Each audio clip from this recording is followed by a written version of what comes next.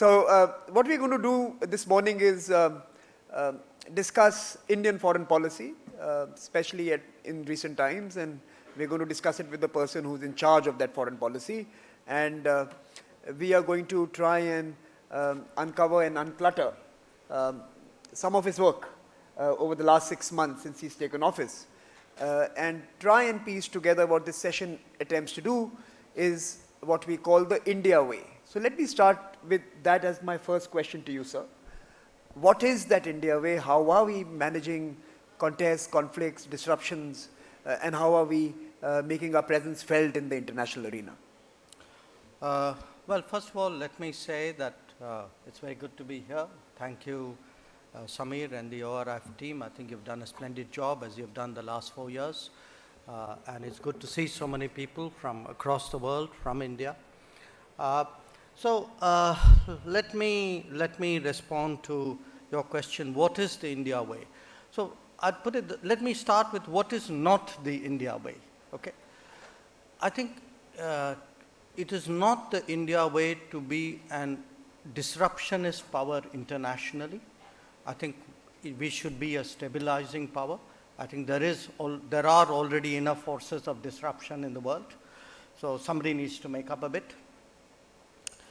It's also not the India way to be self-centered, to be mercantilist. Therefore, it's important to be global. It's important to be law-abiding or rule-based, whichever way you like. By the way, I think of rules as something more than law, not as less than law, but that's my view. It's important to be consultative. So if you ask me, therefore, give me 4 or 5 sharp descriptions of what is the India way. I think the India way would be a country which brings its capacities to bear on the international system for global good, which is a net security provider, which is a contributor to connectivity, which is firm in dealing with challenges like terrorism, which has its values and practices, which addresses global issues like climate change. That would be one. 2, the India way now especially would be to be more of a decider or a shaper rather than an abstainer. I would here pick issues like climate change or connectivity as issues where India has made a difference in the last few years. 3, I would say India owes it to itself and to the world to be a just power, a fair power, to be a standard bearer for the South. I think it's part of our history, it's part of our political inheritance. I think India must live up to those obligations in a practical way and be the voice for the South. And finally, the India way would be really brand India, brand India in terms of what is unique to us as a power.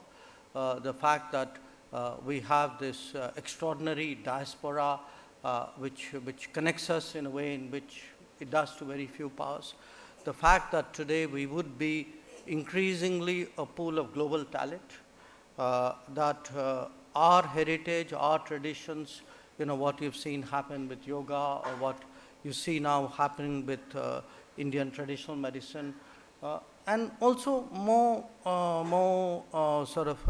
in a more modern way, I would say shaping the discourse, even the international relations discourse, that the concepts, the ideas, the debates, what is it that India will do. I think there are obviously, the India way will be tested against global issues. Global issues like connectivity, maritime security, climate change, counterterrorism, democratic values, technology challenges of the kind which was discussed this morning and yesterday evening. I think all of that is part of the India way. So, sir, let me dive into a couple of issues that you have described. Let's talk about India as a contributor to some of the global aspirations, global infrastructure, global connectivity projects. There is an assessment that we make these big claims of being an actor in the connectivity space, we don't deliver. We don't know how to complete projects. We are good talkers. We are not great builders. Uh, I think it's a somewhat unfair observation, and definitely with regard to the last 5 years, an extremely outdated observation. And I'll tell you why. Right now, let me take the last 5 years, okay? We have, by my estimate, 142 connectivity projects in different parts of the world, 53 of whom have been completed in the last 5 years. You said we don't deliver. So let me start with the neighborhood. What is it which we have delivered? So if you take Bangladesh, I think pretty much the pre-1965 road and rail connections which were disrupted are all today being restored. We have connectivity projects underway in waterways, in ports, in roads and rail. If you look at Nepal, there are a whole set of roads which have been completed, which in southern Nepal, which connect the two. There's a sea change in Nepal's electricity situation because of transmission projects, which, by the way, began in the last 5 years and have been completed. You have a pipeline of fuel from India to Motihari, Amlekganj to Nepal. If you take Sri Lanka, actually, I would say really the rebuilding of the Sri Lankan rail network after their civil war was over was really done by India. If you look at at Afghanistan, you know, again, whether it's electricity transmission, whether it's road networks, I mean, all of those have happened.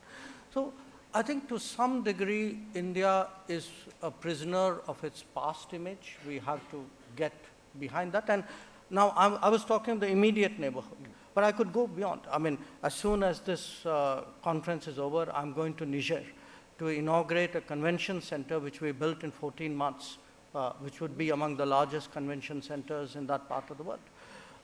In fact, if I look around in Africa, you know, we've done hydel projects in Sudan, we've done in Rwanda, in DRC, we have sugar factories in Ethiopia. So, you know, what has happened is, I accept there was a time when we probably spoke more and did less. Today, what has happened, possibly not as conscious strategy, but we are actually doing more than we speak. So let me pick up another sector, sir. Climate. Now, let me ask you about climate change. Again, I think, while of course we have seen in the last 5 years there is a different discourse in Delhi, and we have seen the mushrooming of huge solar energy projects. But are we punching at our weight in terms of what is needed globally to respond to climate change? You heard last night from the experience of the former head of governments and states that climate is something of concern to all of us. Is India contributing enough? You know, something told me you were going to bring up climate change. I know, those some things were 7 people here. Yeah, right, sure. So, you know, what I did was, I got the climate, it's called the Climate Action Tracker Rating List, okay? I don't know how many of you have seen it, but if you haven't, let me read it out for you. This is how, you know, the climate change policies, actions of governments have been rated. And this is, by the way, a December 2019 rating. So the highest category you get is something called role model, okay?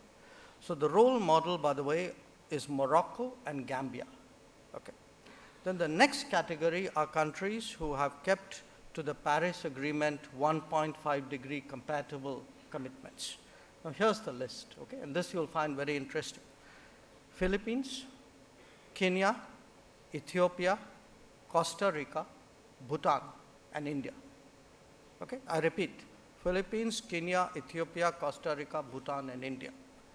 So now who goes into the next category? 2%, 2 degree. Switzerland, Peru, Norway, New Zealand, Mexico, Kazakhstan, EU, Canada. Next category, by the way, they give up on the numbers, they just call them insufficient. This is UAE, South Korea, South Africa, Singapore, Japan, Indonesia, China, Chile, Argentina. That's pretty much our attendee list. yeah, the last category is really diplomatically worded. It's called highly insufficient. It's United States, Russian Federation, Saudi Arabia, Turkey, Ukraine, and Vietnam. So does that answer your question? Partly, okay, I'm going to let you ask him on that. Okay, so let me move to the next thing that you raised, technology. That was another area that we spoke about yesterday. Now, as someone who engages with the technology sector and who came from the technology sector, I sometimes feel that we hear this huge buzz and conversations around the US tech, China tech, as being the dominant ecosystems that are defining the 21st century. And I feel sad sometimes that we have not done enough through our international engagements to promote what is clearly a strong sector, the India tech. You know, we are creating bottom of pyramid solutions, and I know about that. But I sometimes feel, are we still not integrating technology into our diplomatic endeavors, taking it to the world, trying to create a whole new framework, a whole new approach to technology?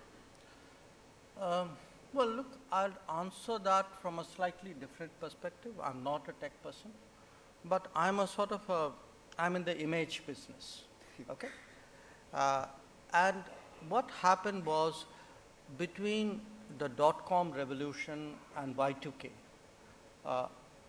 the image of a sort of a techie Indians actually took firm root all over the world. I mean, many of us who were traveling and working abroad actually saw in those 10 years how Indians were perceived very differently. But your point, you know, if you look at today sources of tech, you know, where is the innovation, you know, I would accept that we didn't move to that next level, and my guess, and you know, this is in a sense the intuitive feel of an outsider to this domain, would be that possibly because the kind of attention today that we are giving to startups and we are giving to digital development, what has come in the last 5 years, if it had come earlier, possibly we could have been sort of higher up the chain. But I still believe that you know, the digital domain is ripe for catching up. I think it's, I mean, you know, everywhere, including from revolutions, there's a theory of the late entrant having an advantage. So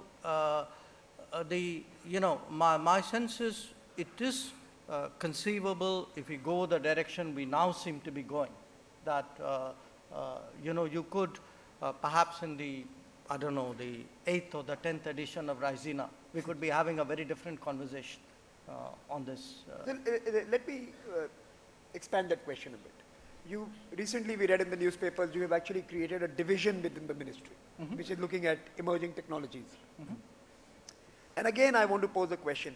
Is that a zero-sum division that is trying to protect India's sovereign interests in the new technology domain? Or is it a division that is also going to be promoting India tech and taking those technologies to the world? Look, with a development and a digital public goods focus that the Prime Minister spoke about some months ago. Well, you know, first of all, the technology division we've created is in a ministry which, by its very task, mandate, is a promotional ministry, is an analysis ministry. So it's not a regulation issue. What would, you know, what is our sort of thinking behind that? I would say there are two broad elements. One, there are technologies which are strategic by their nature, okay, and it's important for a ministry which analyzes foreign affairs, which contributes to national security, to have a set of people who are competent and trained and focused to analyze those strategically relevant technologies. The second is, there are technologies which, when in the hands of strategic players, become strategic. You know. So some of it is the nature of technology, some of it is the user of technology and the deployment of technology and the intent of technology.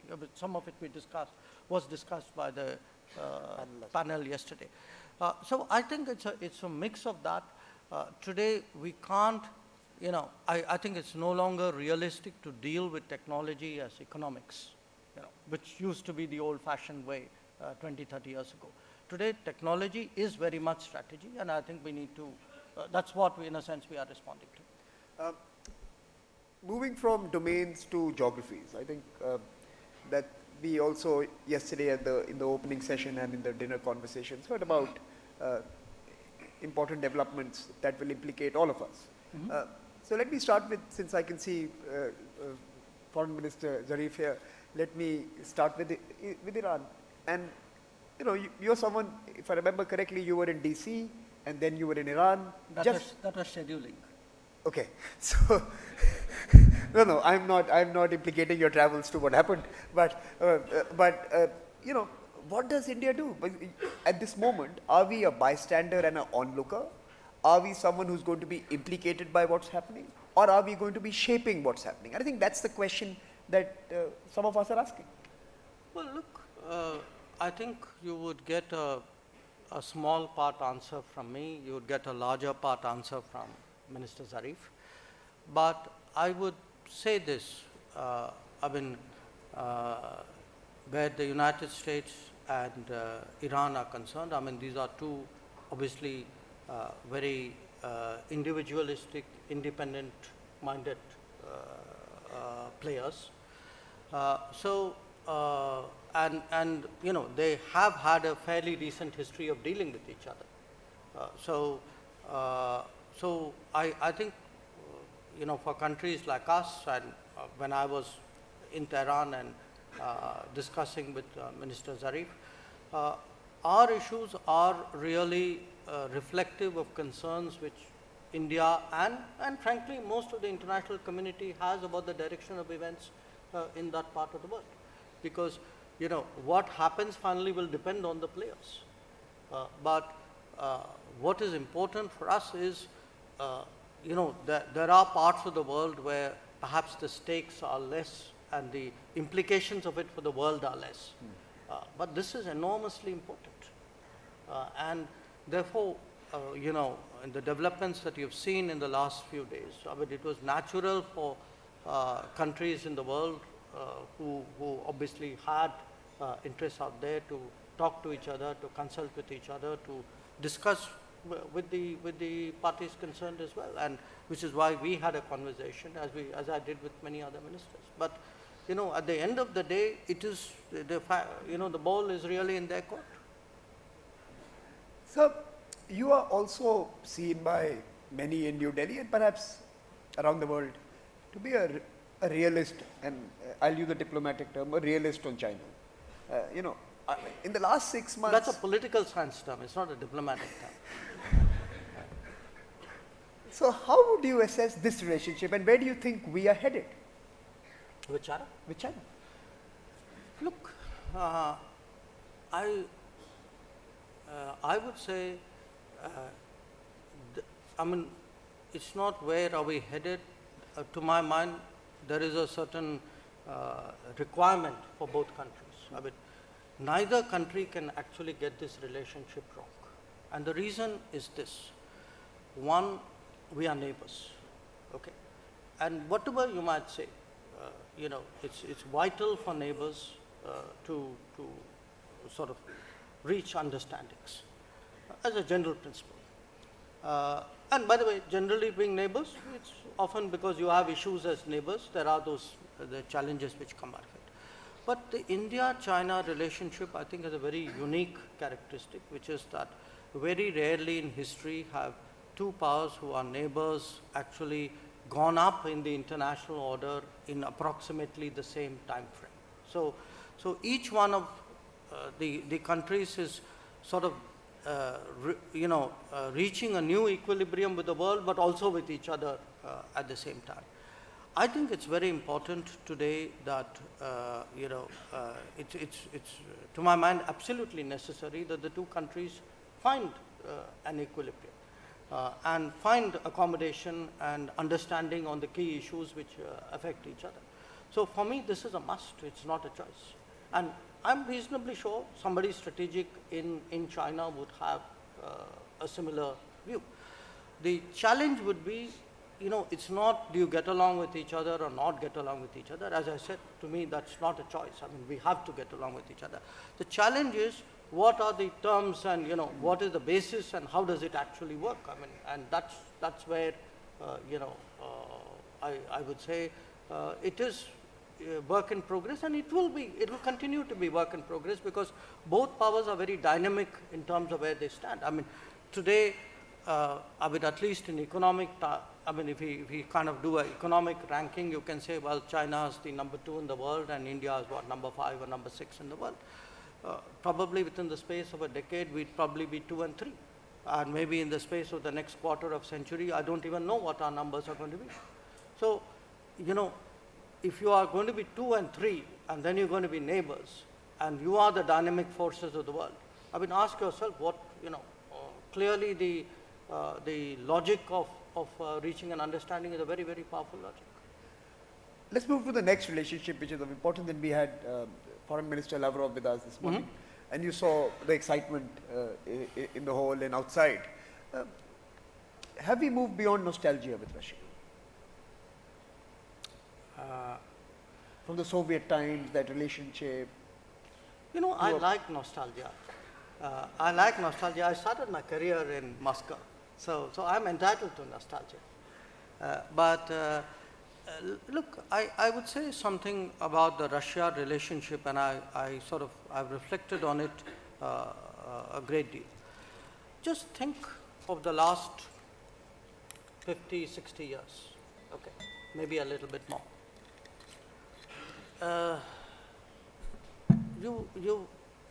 All the major centers of power have had fluctuations in their inter-se relationship.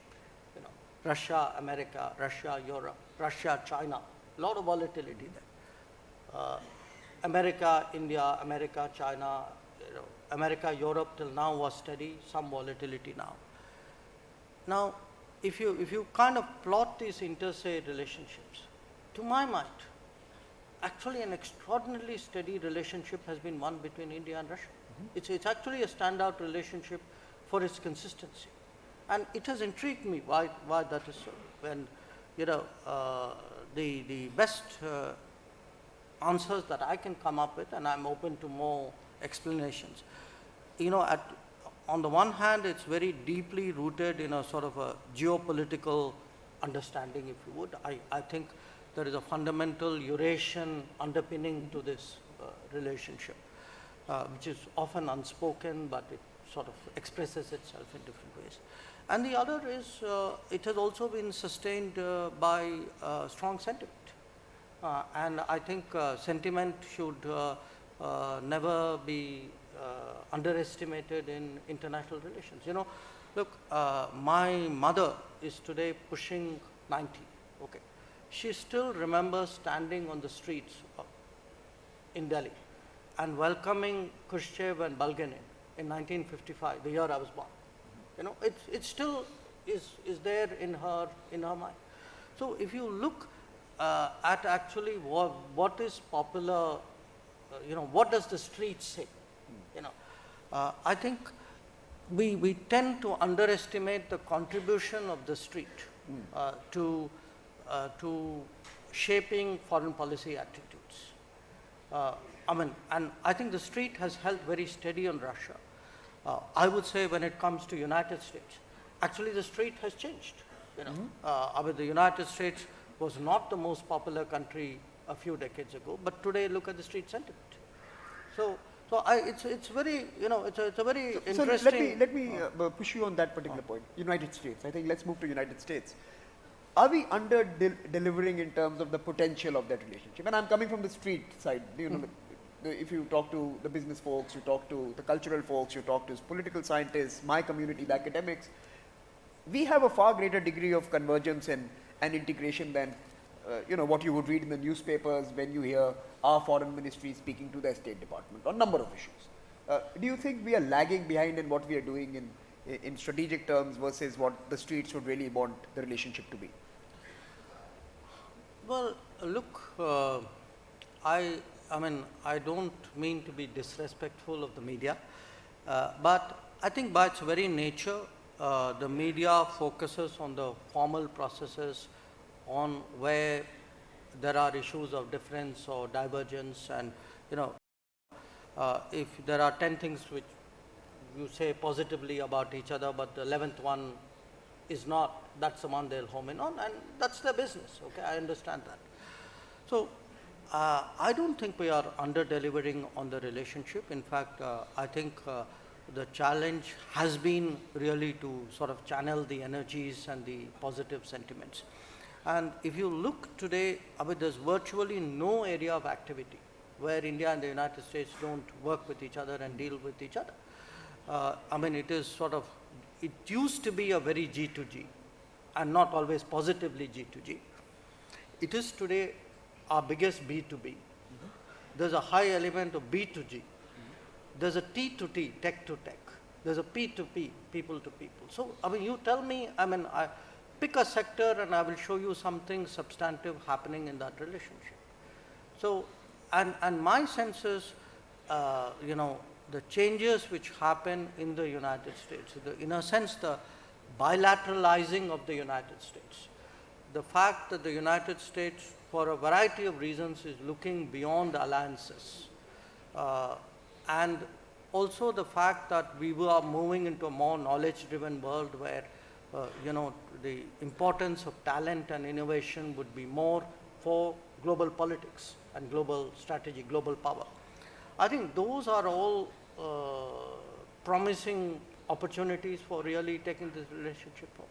So I'm going to be opening it up to all of you to come in. We'll take a few questions, and as is the custom in at Raisina, and certainly when I moderate, I'm going to give 2 interventions to our young fellows, and Amelia and Alistair are going to be posing those interventions.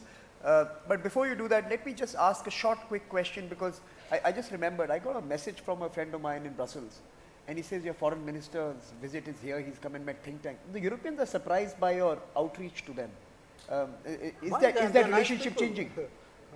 In a positive way. I mean, I received a message that he's come so early into his, 6 months ago, you were in Europe, you were meeting think tanks, and I was getting messages. And do you think that relationship is something that is changing also, the India-EU? Look, I mean, if you you said we have, I forget the word you use, under-delivered or, underperformed in a way. You asked me if we underperformed with the US. I think actually, if you ask me if there's a relationship where we are underperforming, very honestly, I would say it's much more with Europe. And I think both sides need to focus more. I mean, Europe, actually, if you take the European Union as a whole, I think it's actually our largest trade partner. Yep. It's actually our largest financial partner. If you can estimate tech with some index, it would be a very substantial tech partner. But on the other hand, collectively with Europe, I mean, we still deal a lot with individual states on a national basis. I think collectively with Europe, and also with a lot of not so large European nations, I think there's enormous scope to grow. There's scope to grow because, whether you look in terms of technology, best practices, innovative solutions, opportunities for business both ways. Even look, there are places in Europe, I mean, Indians are going to be traveling more. So whether it's air connectivity, tourism, visa issues, I mean, I think there's a lot of headroom out there. But for me, what probably mattered most was we aren't having I would say the kind of political strategic conversations with Europe on a collective basis and on a, I would say, subgroup basis that we should be having. And my interest in traveling to Europe was really to see if I could kind of energize those relationships a little bit more. So Amelia, let's start with you. And those who want to ask questions can move to mics near the aisle, and I'm going to probably take another couple. So can we collect 3 or 4 of them? Great. So Amelia. Thank you, Samir, and thank you very much, Minister, for your comments. My question to you is, as we look forward to Prime Minister Morrison's visit to India early this year, what do you think are the most important steps in taking forward the Australia-India relationship? Alistair. Other than letting us win in cricket?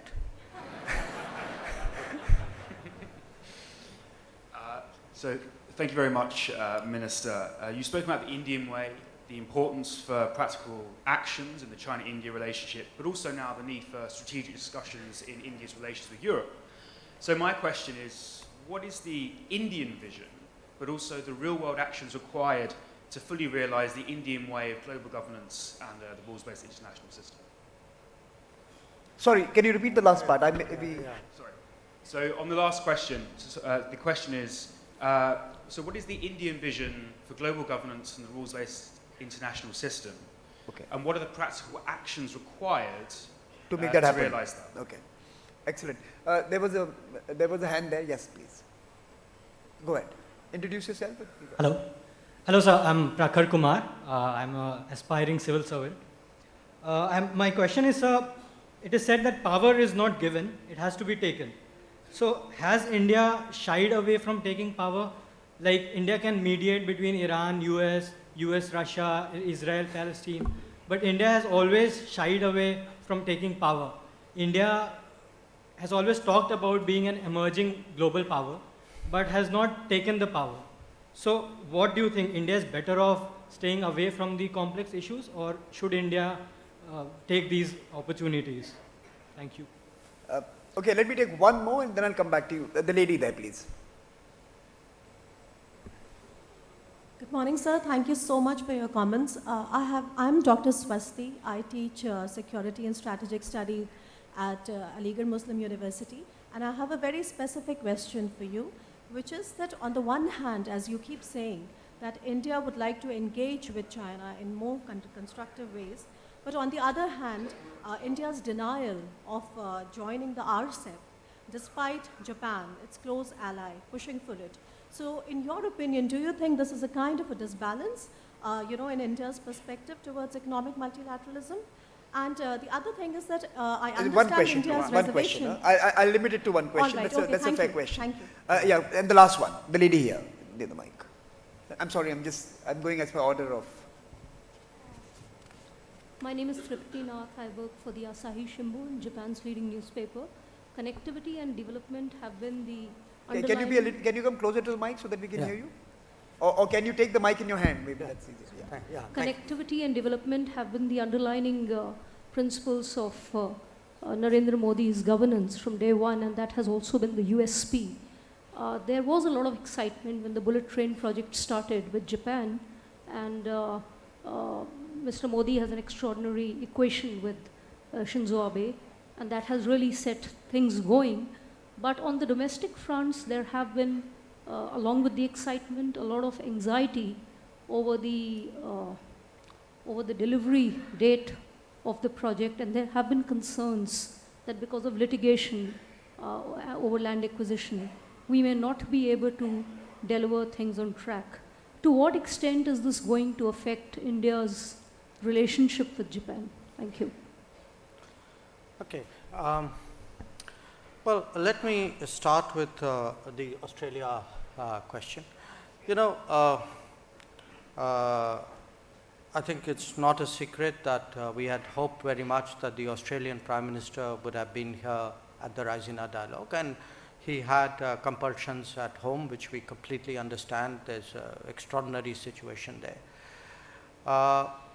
Had he come, I think you would have seen really a number of developments pertaining to the India-Australia relationship unfold. I would keep some of them in reserve because he will come in the fairly near future, and I don't want to jump the gun on that. But if I were to sort of give you a vision kind of description, I mean, today we really think that India-Australia relationships is today poised for sort of a big jump because part of it is that when we look at the world, if you look at the strategic picture, we look at the political picture, I think we are two countries who sort of our interests and our, shall I say, our approaches are really very convergent. And there's also a realization that countries like India and Australia need to step up and play a greater role in terms of global responsibilities, regional responsibilities, because there is a growing deficit in that regard. We've had particularly, in recent years, very, very good conversations with our Australian counterparts, I with mine and Prime Minister with his. We are very confident today that both of us have, each one has the other country more salient in their calculations and planning. So we are today trying to translate that kind of approach into practical outcomes, which is where do we work together, what do we do, what are the exchanges. So, the kind of issues that I laid out, which I think today are the big global challenges: counterterrorism, maritime security, connectivity. So these are all issues where we've actually worked very, very well with Australia. In terms of, what is a vision in terms of, what is India's global vision? Look, I think for every country, and particularly bigger countries, you will be abroad what you are at home. There will be an extrapolation of your personality, of your national personality, of your national culture in a way.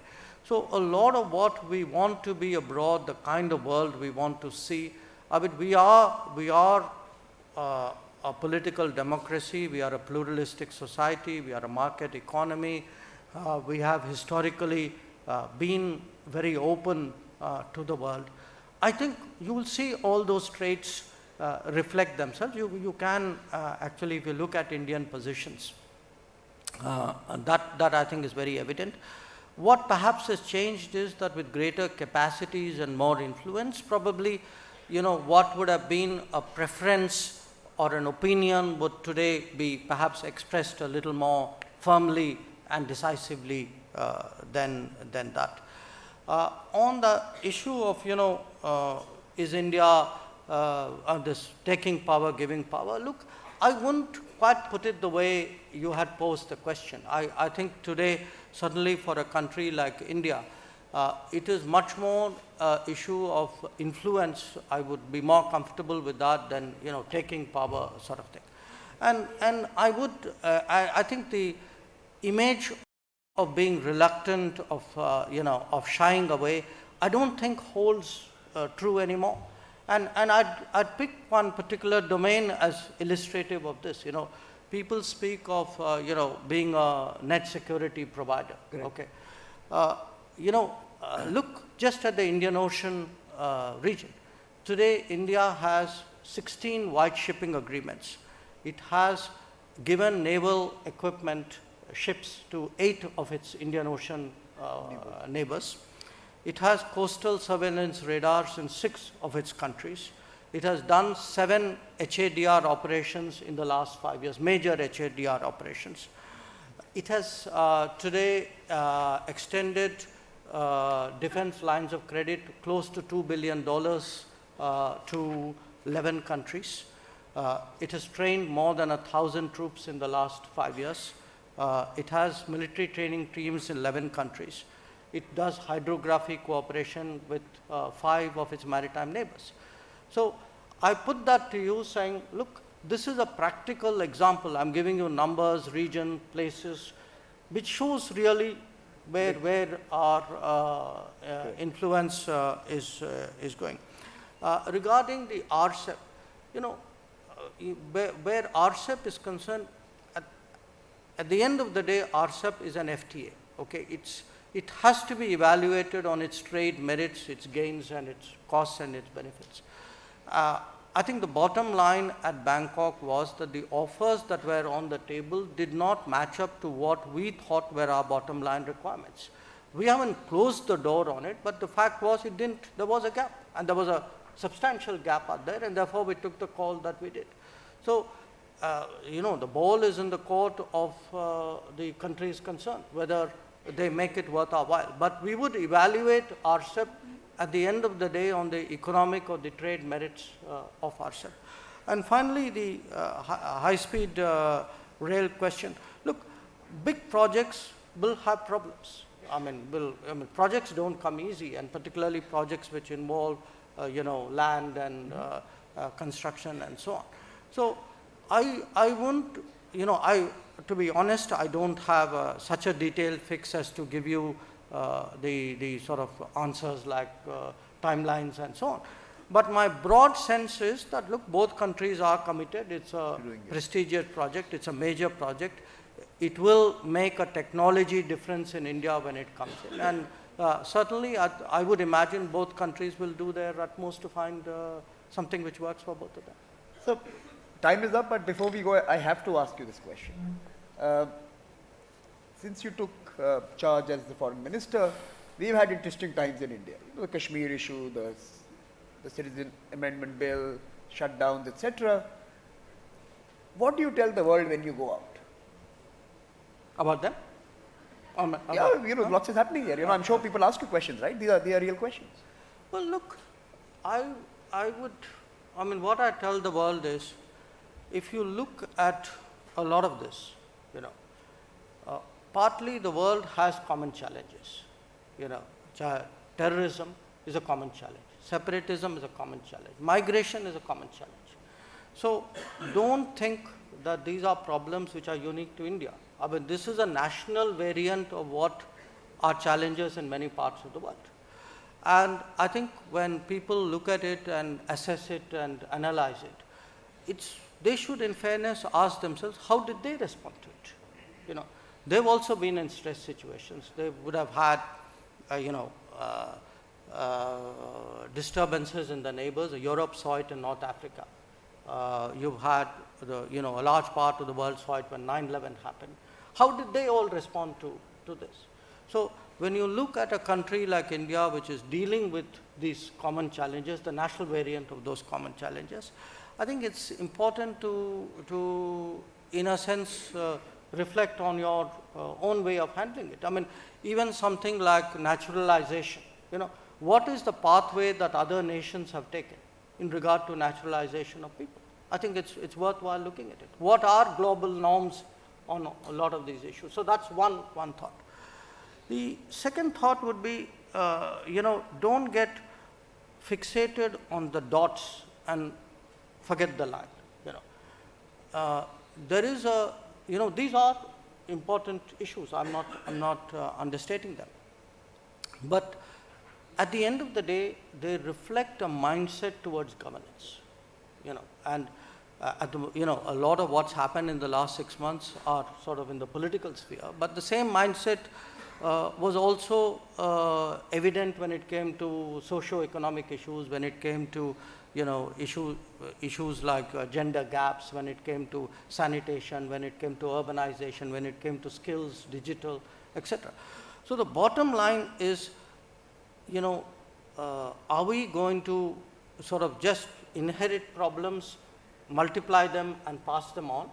Or are we going to deal with at least some of the inherited problems and probably leave the people who come after us better off than when we came to power?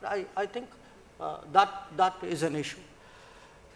Obviously, people ask you these questions because we live in a connected world. No country is an island. I don't have any problem with that.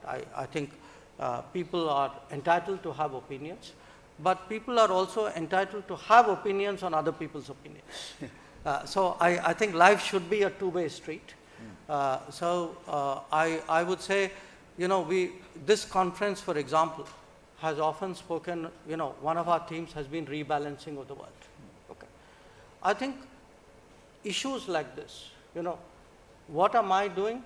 Fine, you are free to comment. But I also would respond and react to all of that. And for me, one aspect of rebalancing where India is concerned is, today, are we going to define ourselves or are we going to let other people define us? I would like to believe that it's the first. Certainly that's my political outlook. It's the political outlook of the government and of my party. Thank you very much, sir. Please join me in applauding him for his very frank interventions this morning. A broad sweep of issues were discussed. I'm going to turn it over to Pushan to lead us through the next segment. Pushan. Thank you.